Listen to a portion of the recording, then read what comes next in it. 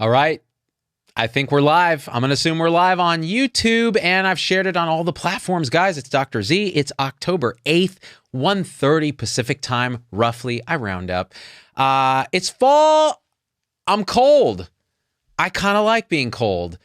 Speaking of cold, Delta is cooling off, as we kind of sort of predicted in the beginning of August when I did my Delta surge video. So we're going to talk about Delta, the dynamics of Delta. We're going to talk about kids, because with Pfizer's now push, and FDA is probably going to approve this thing. By the way, I have Dr. Paul Offit coming on Monday to ask him all the vaccine questions. So throw in your vaccine questions in the comments. I'll get to them towards the last half of the show, but I'll get all this ranty stuff out first. So we're going to ask Paul about kids and myocarditis and all the other stuff. But today I want to talk about kids and why they're innately resistant to COVID, what's going on with Delta and kids, MIS-C, all this other stuff.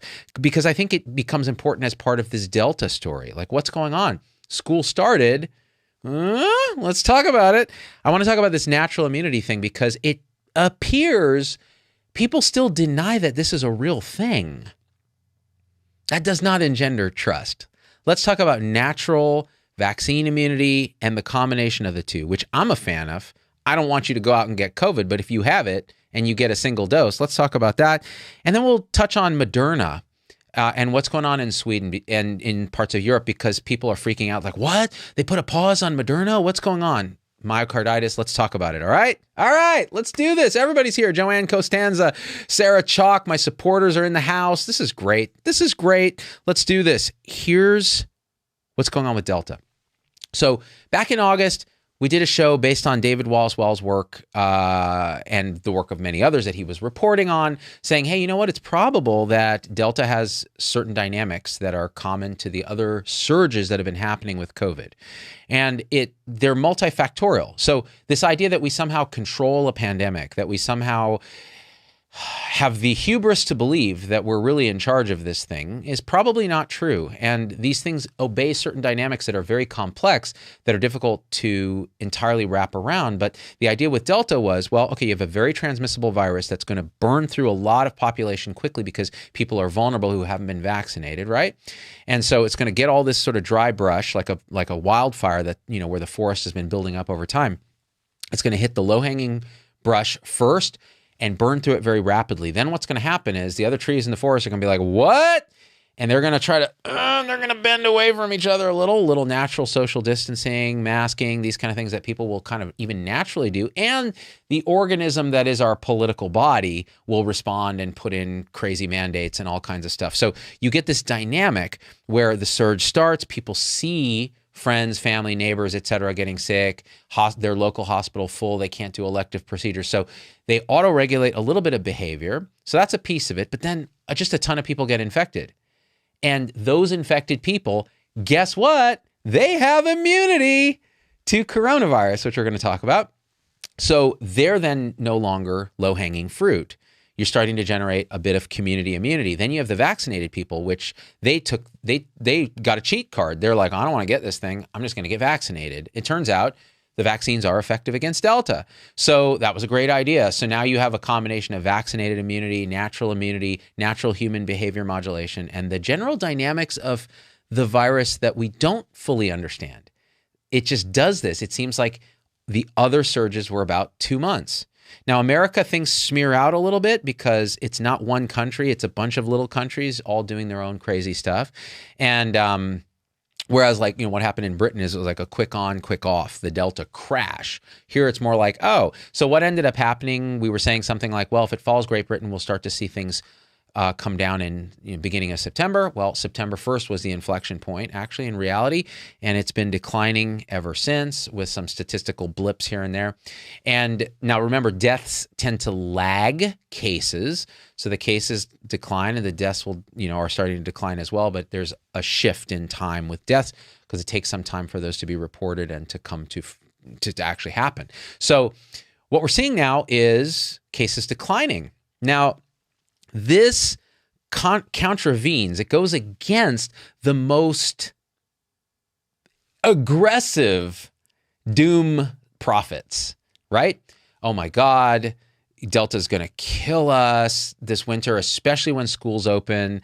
Schools are going to just be the final nail in the coffin. The thing's going to spread like wildfire because these kids are filthy fomites that just spread disease. Well, so how's that actually going? Schools have been open now. My kids are in school, finally. By the way, my 13-year-old is like, Daddy, why am I so skinny? I'm like, because you're not sitting in front of a screen all day. Like, just active with kids, socializing, happy. They told me they don't look forward to the weekends because they really like being with other human beings that aren't us all day. It's great. The fact that we close schools is going to be looked back upon as one of the great mistakes of all time of public health. Just really, really bad. Done with good intent, but really, really bad. So schools are opening. What's happening? Delta's coming down. Now, these are famous last words. Ziog, you'll probably be proven wrong with a third surge in the winter and all that. I don't know. There aren't a lot of variants out there so far, knock on wood, that are more aggressively spreadable than Delta. And that's a good thing. Delta is like the reigning champ of contagiousness, of R naught, right? It's the R naught queen. I made it female because, boats are female. The SS COVID is a chick, all right? So this idea then that there's going to be yet another surge and yet another surge and yet another surge, we'll see. But I am actually cautiously optimistic. And the fact that that schools did not trigger a worsening of the coronavirus surge. Now, remember, this isn't homogenous around the United States. Now, I'm in the most vaccinated, least COVIDed place in the country right now, the San Francisco Bay Area, because they're insane. So, but again, some of it is just natural behavior. So like the crazy liberals in the Bay Area are like, oh, mask or you're killing grandma. And they just kind of naturally modulate. Everybody got vaccinated and there's a general culture. Even when masks weren't mandated, everybody was wearing masks. I was the only guy not wearing a mask. As I was rolling through Whole Foods with that little cart with my 5 items for $80. Rich people suck. I'm one of them. All right. The country's not homogenous. It's like all over the place in terms of how behavior is and so on. So you're going to see different things happen in different patches, but overall, we're seeing this. Now, why didn't kids make it worse? This is what I want to talk about a little bit, because it gets into also this idea of, well, we're coming up on 5 to 11-year-olds potentially not only being able to get vaccinated, but being mandated, Newsom, California, to be vaccinated. So let's think about kids. Now, I want to preface this by saying I've talked to a lot of pediatricians, and so I'm not just blowing crap out of my butt here, but I will also say this. If you're making a decision for your own child, vaccinate, don't vaccinate, COVID-related risk determinations, don't email me. Talk to your pediatrician, because apparently pediatrics is not just dealing with little adults. They are their own special entity that your pediatrician knows your child. I have no business weighing in on your child's risk, specifically your child, specifically. I can talk about things broadly, but I'm not going to give you medical advice for your kid. So don't email me about that. All right. Why is it? What's going on with kids? And in the web post on my website for this video, I've put links to different articles you guys can read that kind of go into more detail about all this stuff. So it turns out about 470 odd kids or so have died in the United States during the COVID pandemic. Millions have been infected, and probably millions more that we've never tested, right? It turns out the case fatality rate, and we're going to talk about what that means. The case fatality rate in children during COVID in America is something like, what is it? 0.01%. So 0.01% of all children who actually are tested for coronavirus positive will die. And that's a lot higher than the actual infection fatality rate. In other words, of all the kids who are infected and we don't even know it, which by the way are the majority by probably tenfold, their infection fatality rate is vanishingly small. And to put this into perspective, let's think about other risks. And I put a great link to it was actually a Vox piece. And normally Vox can occasionally be good, but it's garbage. This was actually not bad, although they never specified infection fatality versus case fatality. So it was garbage in some ways, but actually pretty interesting in others. And I kind of cherry picked the parts that were interesting to fit my own confirmation bias. I just realized I probably did do a little bit of that. All right. An alt-middle perspective puts their bias out there. So I've always had a bias that schools should be open and that kids are relatively low risk for this. And I actually walk that walk. My children have been in camp in situations where other parents might have said, that's too high risk for my kids. And I felt my risk calculation was good for my kids. My 13-year-old is vaccinated. My 10-year-old cannot be vaccinated. And I'm still deciding what to do with the 10-year-old. That's why I want to talk to Paul Offit on Monday on the show to ask him questions that will help me decide. So this being said, these children, by contrast, okay, a normal influenza season plus pneumonia kills more kids than coronavirus did, according to CDC data that's cited in this article. Now, the pneumonia thing is a little tricky because it's like, what kind of pneumonia are we talking about, right? Heart disease in kids, often congenital, kills more kids than, like double, than COVID. Listen to this, though. Firearms is something like, I actually wrote it down because I was like, what? Firearms is 3 to 4 times more children die in a year than COVID. But here's the craziest one. A car crash kills 6 times more kids per period time than COVID.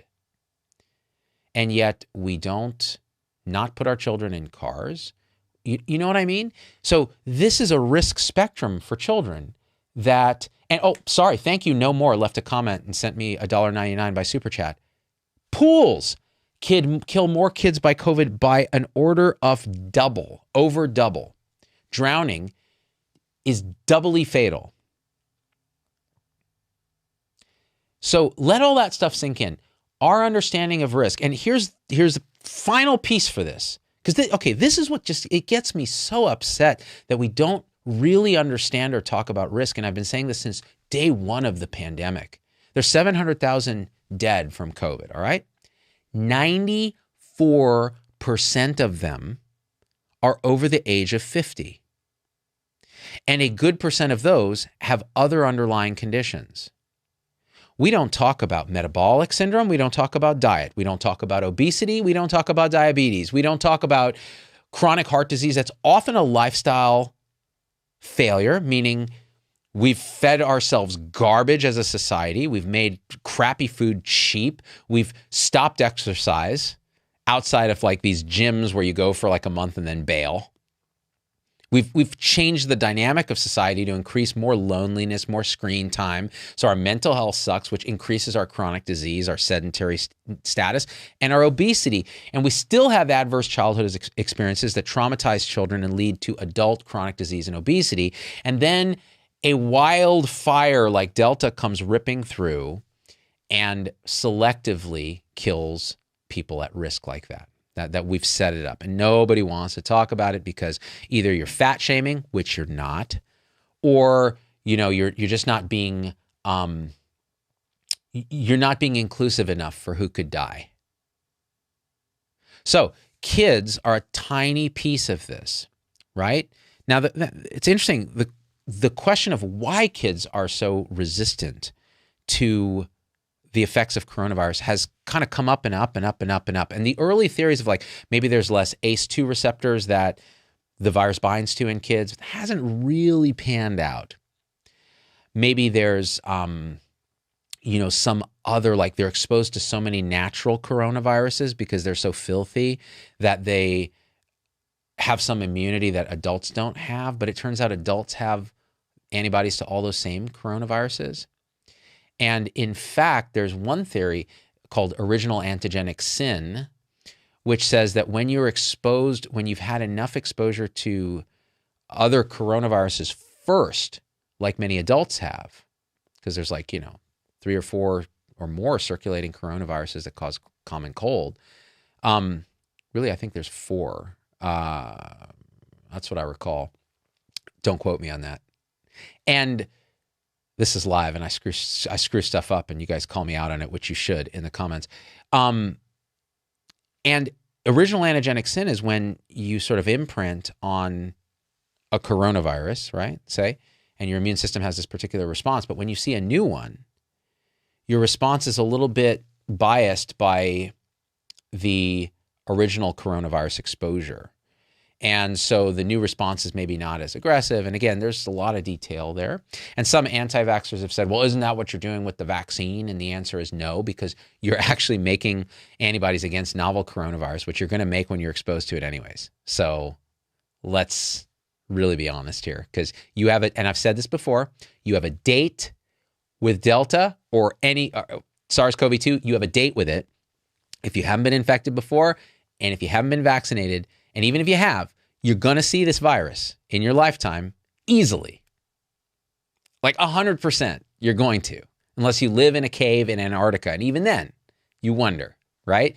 So you're going to be exposed to it. So either you are exposed with a condom on, that's called a vaccine, or your previous immunity from natural immunity, or you go in commando and roll the dice. So this idea of original antigenic sin in kids says, oh, well, they haven't been exposed maybe to all the coronaviruses, so they are much better at dealing with novel viruses in this way because they don't have any, kind of antibody bias. Their adaptive immune system, the part of the immune system that recognizes old viruses and bacteria and so on and makes antibodies rapidly, is not as developed in kids because they haven't had the time, they haven't had the experience to be exposed to all this stuff. Adults have. So it turns out you can actually measure this stuff. Adults have better adaptive immunity in that way. They have all these memory B cells and T cells that they can quickly spin up responses. Vaccines are partially responsible, but natural exposure is the main thing, right? And so over time, then the kids are now maybe better at dealing with brand new threats because they go, oh, this is new. This is the first time we're seeing it. We mount this adaptive response. But before the adaptive response, kids appear to be better at something called the innate immune response. So what's the difference here? The innate immune response is, and by the way, Rick Taylor, who super chatted me, says, hey, what about the fact that kids are getting sick from being forced to wear masks 8 hours a day? I don't know that they're getting sick from that, Rick. I think that's a little bit of misinformation, but I don't think it's helpful to wear a mask so many hours a day because we don't have data saying it is for little kids. But that's another conversation. So you're bringing up good questions, but the other thing is they're not getting exposed to your standard viruses, right, if the masks actually work. So what's that doing? Now RSV comes back with a vengeance. Kids have not been exposed for a year and something, right? Flu's going to come back, right? Okay, so back to this idea of innate versus adaptive immunity. Innate immunity is a non-specific immune response to a viral threat, say, and that involves cytokines like interleukin, like interferon, and there's this very non-specific kind of broad response to viral and bacterial threats. And it turns out kids may have a more robust innate immune response and a less robust adaptive one for COVID. And they've measured interleukins and interferons, and they're higher in kids. Turns out kids have the same viral load in the nose, so it's not like they have less viral replication and stuff when they are infected, but there's something going on with the innate immune system maybe that gives them the advantage on grown-ups. And it turns out there's this scenario where as people get older, they actually can develop antibodies to their own interferon and have less of an innate immune response as you get older. And it may be, and this is speculation, it may be that coronavirus is actually a disease that's made worse to some degree by adaptive immunity over response with the cytokine storm later in the disease and is really prevented by the innate immunity. And that's maybe why another reason why older people with less innate immunity do worse with coronavirus. But again, we don't know. Now, kids seem also to have less inflammation, and that inflammatory response is a big part of COVID's downside. The other thing kids don't have is a butt ton of diabetes, chronic heart disease. They do have obesity, but it's not as bad as adults. So they have less of this stuff that puts them at risk. So for all those reasons, innate immunity, the kids seem to do better, which is great on many, many levels, because you can look and go, well, okay, it's not just death, Z-Dog. What about long-term COVID in kids? I don't know. This data is so poor. Like some studies, yeah, there's a little long COVID, like 12% or so, if like kids will have symptoms like 6 weeks, 8 weeks out. Well, kids don't have crazy symptoms, right? But you never know. It's hard to study.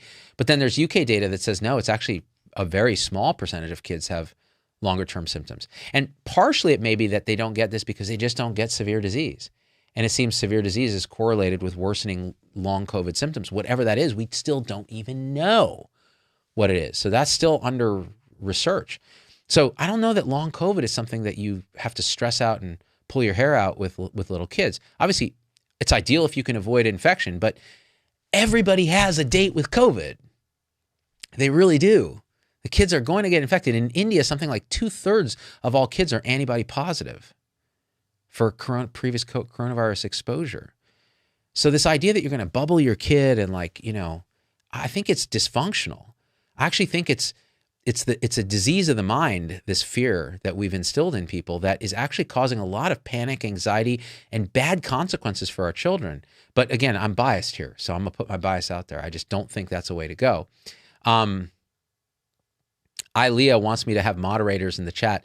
Be your own moderator by just not reading garbage comments. That's always a good way to do it. All right, so the kids' immunity seems to be better. They're not as affected. So the third thing you want to talk about when you talk about kids is MISC, this multisystem inflammatory syndrome of children. About 4,700 cases in the U.S., about 41 deaths associated with that. This is a situation where you're infected, you get better, and then like a month or so later, you develop this multisystem inflammatory thing. It can be cardiac abnormalities. It's not a joke when you get it. It is a big deal. Pediatricians who see a lot of this are among those that are like, we got to do everything we can to prevent kids from getting sick. But when you look at it as a statistical phenomenon, that's still a very small percentage, and most of them do get better. It's still a very small percentage of kids overall. And again, when you look at other risks, right, it's like, So, and the question then is, well, how do you prevent MISC? Will a vaccine in kids prevent MISC? And the truth is, we don't know. Okay, so now we've set a stage of what we know and don't know. We know kids are generally pretty resistant. Not perfect, nothing's perfect, but we're talking about risk calculations in general. So now you talk about vaccinating kids, 5 to 11. I think before we can talk about that reasonably, you have to do a risk-benefit analysis. That's what I'm going to talk to Paul about, because I know he's a fan of vaccinating children.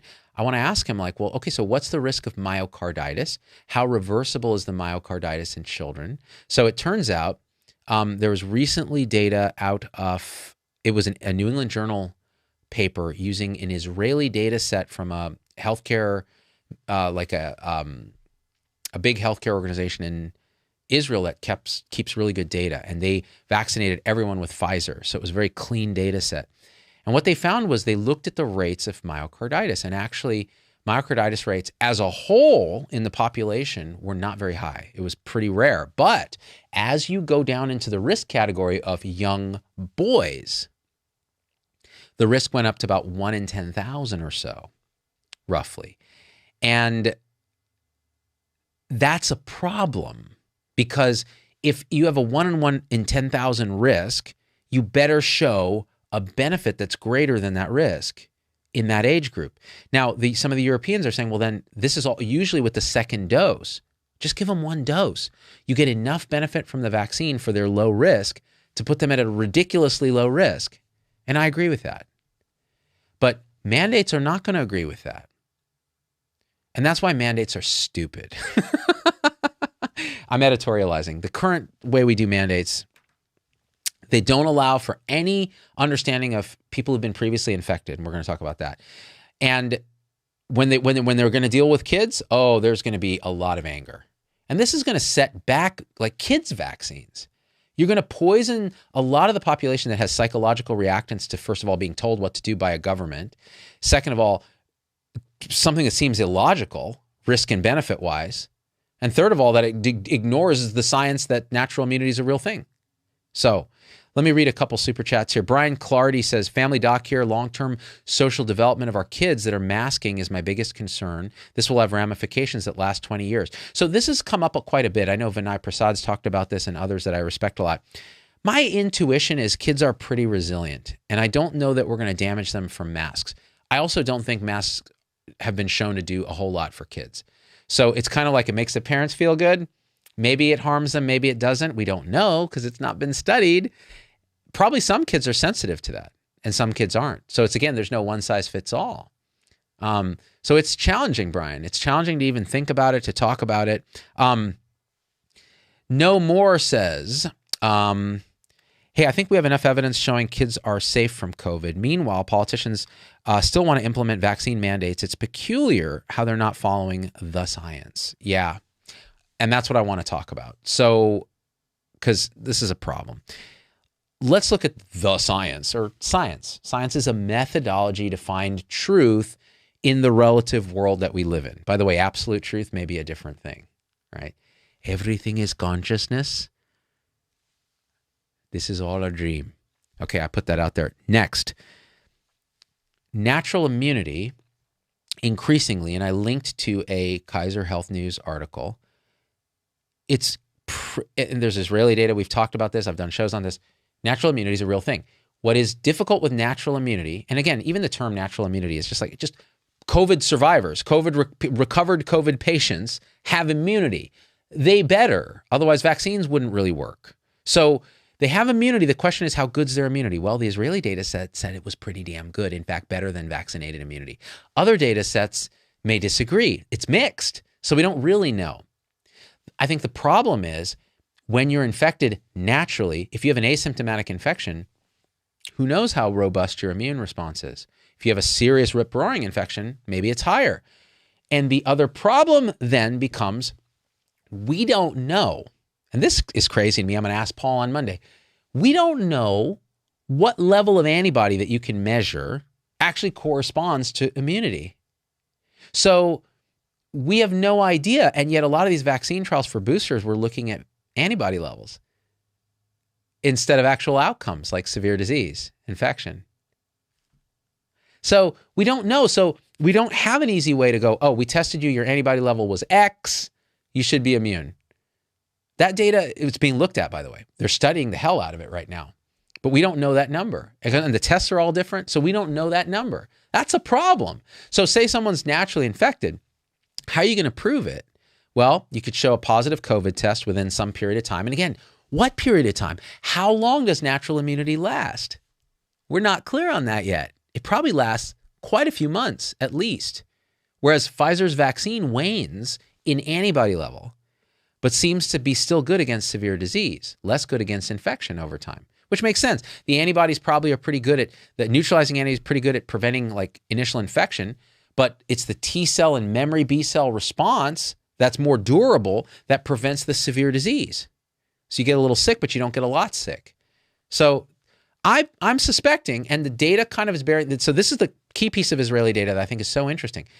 If you give a single dose of the mRNA vaccine to people who've previously been naturally infected, they are more immune by an order of 2 than people who are either, naturally infected or have just gotten vaccine. They're like super immune. So imagine what 2 doses of the mRNA probably does on top of natural immunity. You're a superstar. But again, let me say something. 94% of the fatalities in COVID have been over the age of 50. So if you're 20 and you're stressing about a booster and you don't have underlying conditions or immunocompromise, you're not understanding risk, and neither is anyone who mandates a booster for you. You know? Thanks, Caitlin, for the support. So the natural immunity thing is absolutely a real thing. It's just complicated. But the idea that we do these mandates in a blind way without acknowledging this science has poisoned a lot of people's minds. And I hear from them and they say, man, how do I trust people who don't even read the literature, right? The thing is, and here's the thing, dude. Look, I talk to these people, all right? They do read the literature. They know exactly what the science is. They just have decided to message a certain way because it's, in their estimation, that's the best public health message that'll save the most lives and be the cleanest. Now, I get that, but I also don't absolutely get it at all. And if I'm looking at it from this alt-middle perspective, I would trust Americans if you give them information and are transparent and honest from the beginning with them, which no CDC has not been. Americans will generally do the right thing. Not always. Some of them are total dumbasses. But generally, they'll do the right thing for themselves, their community, and their families if given the right data, if we were able to spend some time really transparently and in a trustworthy way messaging. But no, that's not what we've done. It's not what we've communicated, right? I think there's good intent. We haven't communicated it well. And when I say we, I mean everybody, right? I don't lump myself in with CDC and public health and all that because I'm just a clown on the internet. Mama Otter, I've been vaccinated since December 2020 as a nurse on a COVID unit and have been exposed to COVID-19 over and over and have no symptoms, right? Look, and again, that's an anecdote. Like, you're probably one of those people who responded to vaccine, or maybe you're like one of these people who's innately resistant to COVID. Now, let's talk that as a good segue, into what's going on with Moderna in Europe, right? So Sweden has said, and by the way, I spoke to a couple Swedes recently by email, and I was like, well, so what's going on with y'all? We haven't heard much from you. And they're like, life has just been going on. Like, we really haven't had a lot of disruption. And the problem is our healthcare system's garbage because we have a 6-month waiting list for surgeries, and they're never going to work through it because a lot of stuff closed down during COVID when it got busy. So we need to deal with our, soon to be insolvent healthcare system. But other than that, just we're doing our thing. So it's kind of like we have to have some humility here. The Swedes kind of did their thing. America did its thing.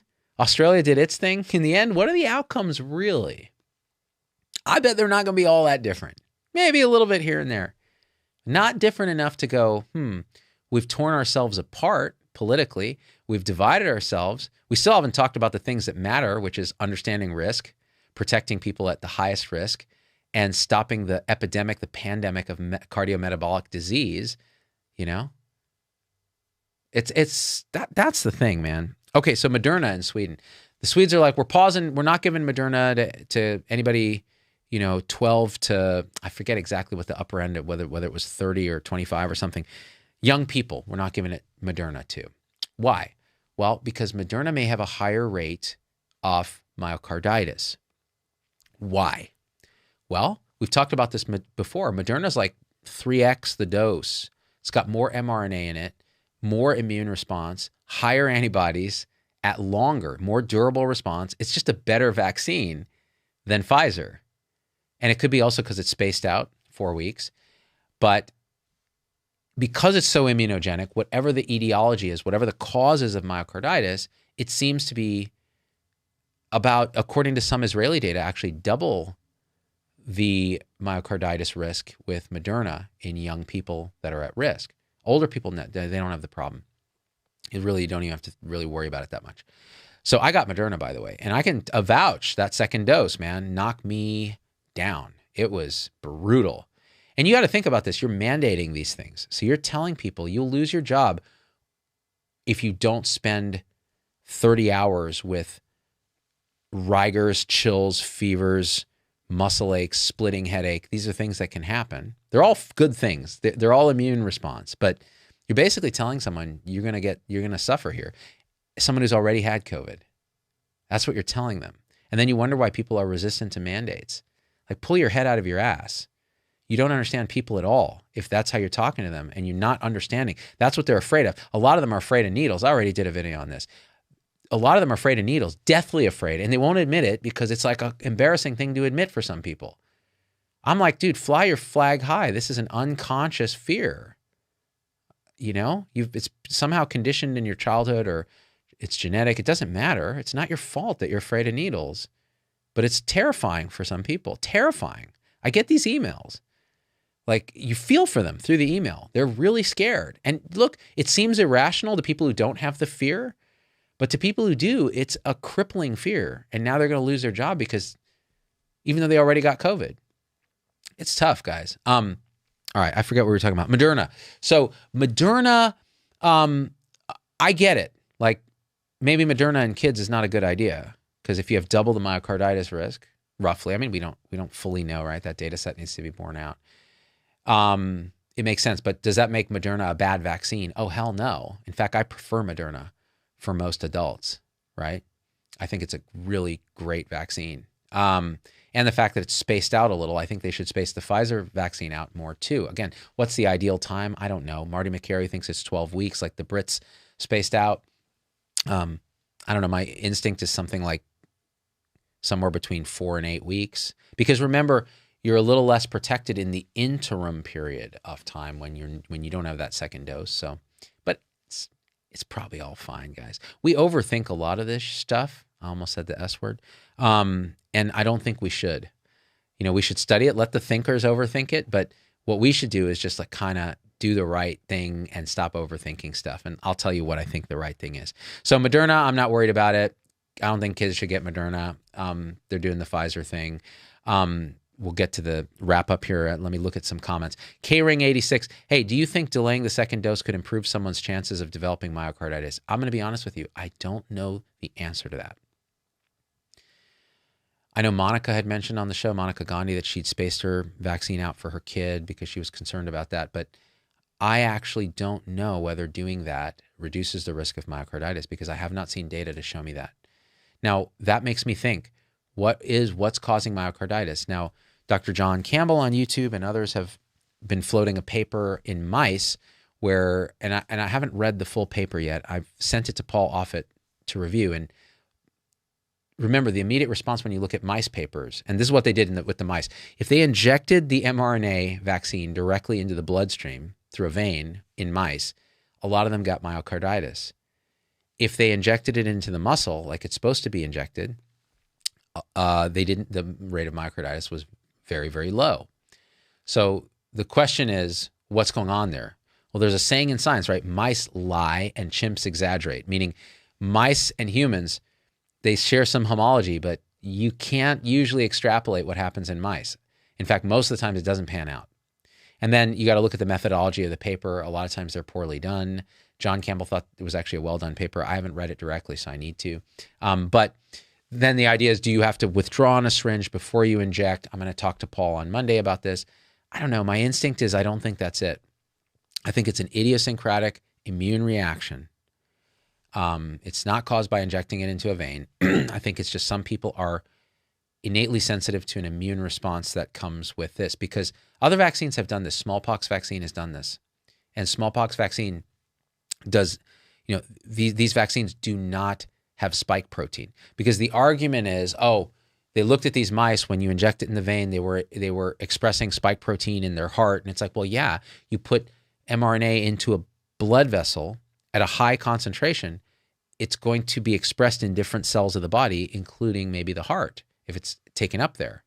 Because last time I checked, the heart is exposed to your blood. So then they're saying, well, that's what's causing the inflammation. But then how would that explain, like, say, how smallpox vaccine would do that? I think it's a more non-specific immune response. But again, I'm speculating.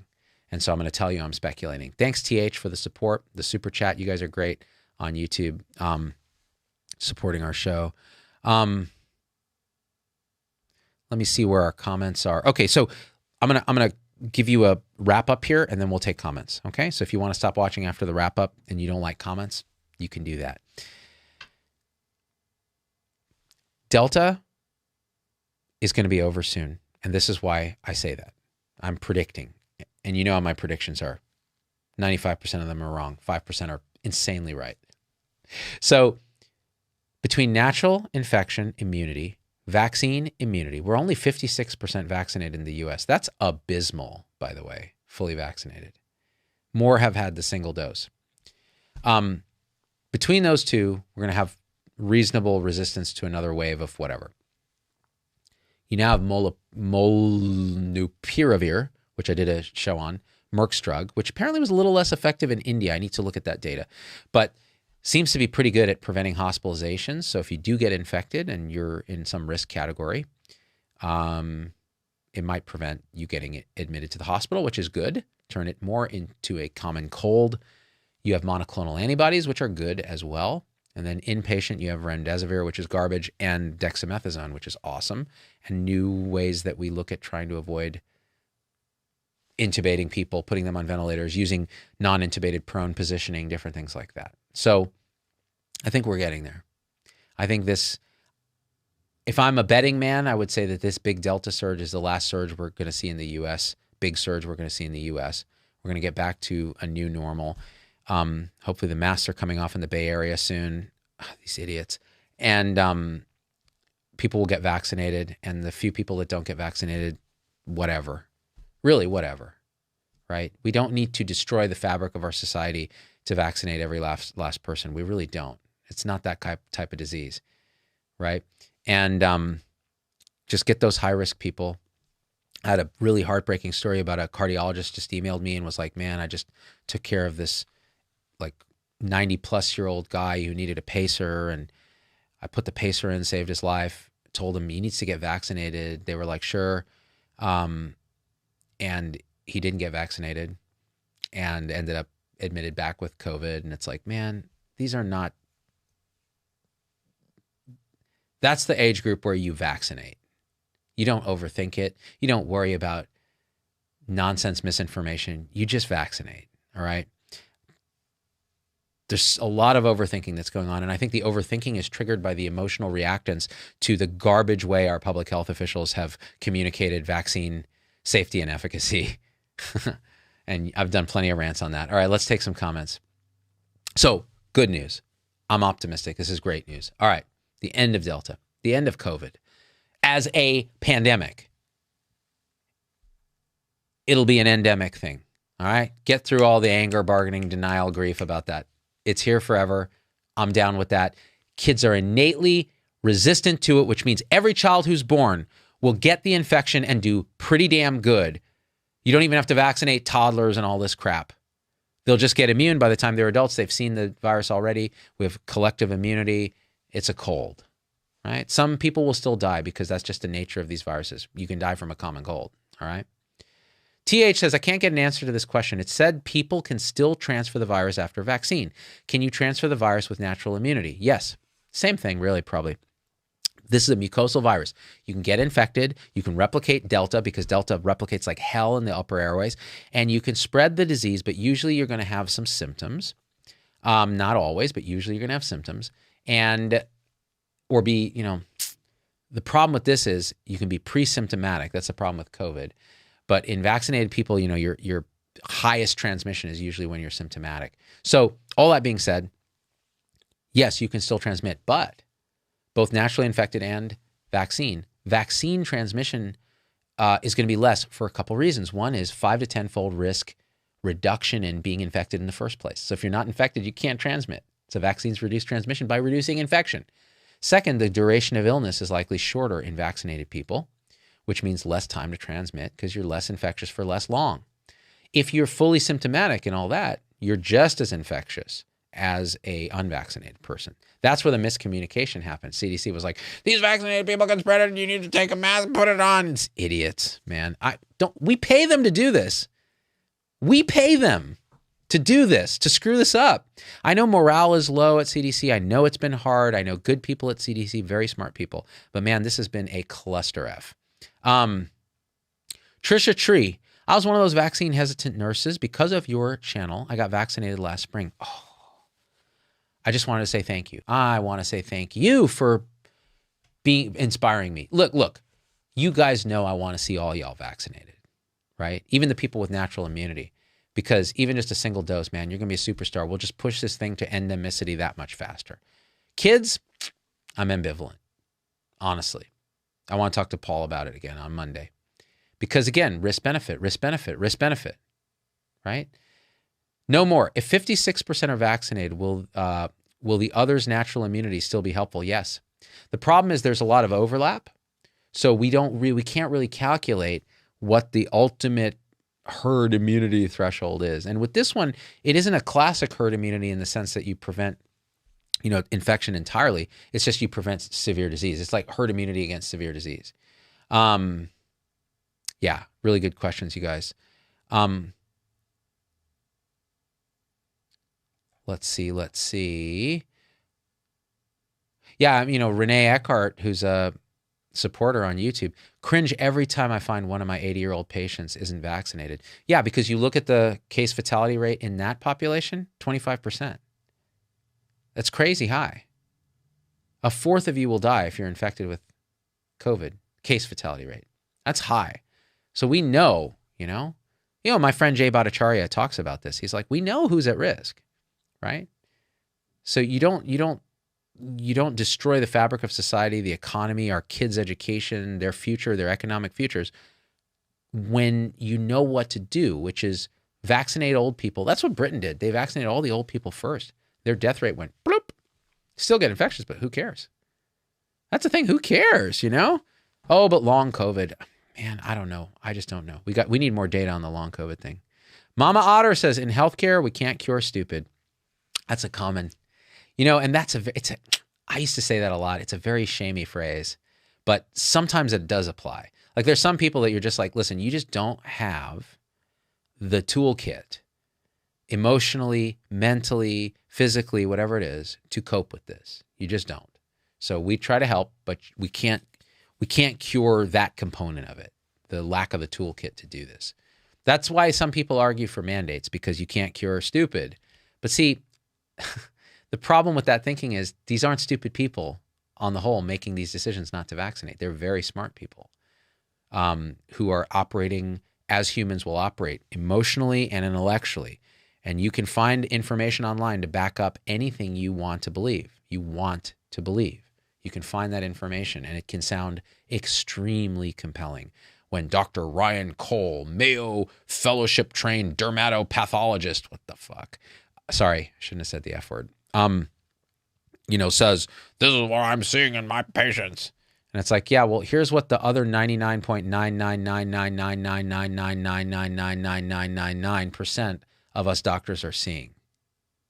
But it doesn't matter because you'll pull that out. Here's a credible guy. Peter McCullough, another guy, Baylor guy. It's like, could you imagine how much damage I could do if I decided to turn to the dark side and start saying things like, I'm not even going to say it because anti-vaxxers will pull it out as a clip and put it up. See what Z-Dog said? He agrees with us. If I said some crazy anti-vax stuff, like I could cause unlimited harm, because weirdly enough, people actually kind of trust me because I don't know what it is, but I'm actually telling you the best truth that I have. And I think you can feel it through the lens, right? And Merck ain't giving me any money. Pfizer ain't giving me any money. I talk smack about them all the time. So, think of the damage I could do. Well, that's what these doctors are doing, right? It's kind of what they're doing. All right. I think it's time to wrap up, guys. We did a thing here. This was a lot of fun. One thing I'd ask of you is just share these videos, because if you have somebody who's like, say, on the fence about a vaccine and they want to hear just the honest truth about it, this is the honest truth. Clip this piece out. I think most people should get vaccinated. I think a lot of people feel they're special in some way, like they have a medical condition that precludes vaccination or something else. And I think that in a way I would want them to look inside and go, what is it about this vaccine that really has you frightened? And feel into that. Is it a needle fear? Is it a psychological reactance to the political nature of this thing? Like maybe you're on team X and team Y is telling you have to do this. That's normal. Forgive yourself for that. We all do it. I do it. Is it that you're a very cerebral person and you're just overthinking this thing, where if you just went and got the vaccine, statistically, you're going to do better than fine? And then, are you just one of the people that's like, I don't need it because I was naturally infected, or I'm low risk young person? Now, low risk young person who has not been infected, I would argue, go get the vaccine, because it's not just about you, although it can be. Just even getting sick with COVID sucks. It's about your bigger community. So at that point, I'd say, hey, take a hit for the team. I'm asking you. I'm not demanding it of you. I'm asking you to take a hit for the team, meaning a day of fever or something, if you even get that, to help generate more broad immunity, less transmission. And it does do that. So, and stop, I would just say then, stop overthinking it. Feel into what's bothering you. Talk to your doctor. Hopefully they'll listen. And if you were my loved one, 99 out of 100 times, I would tell you, I would love to see you get vaccinated, Yeah. And we can talk about kids another time. We'll talk about that's a little more nuanced. And again, talk to your pediatrician. All right. I love you guys. I always end these things with a little mindful presence moment. All right. Together, let's do this. If you're down to clown. Let's get out of our heads for a second. Just get out of your head for a second. We've been pretty heady, maybe a little emotional. I can tell by some of the comments. So sometimes it's good to realize that all of that is just happening within this open, clear, perfect, eternal space that's actually what you are. And you can access that anytime just by paying attention, just by dropping into presence.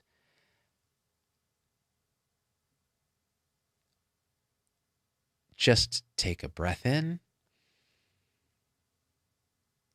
And when you breathe out, bring yourself here.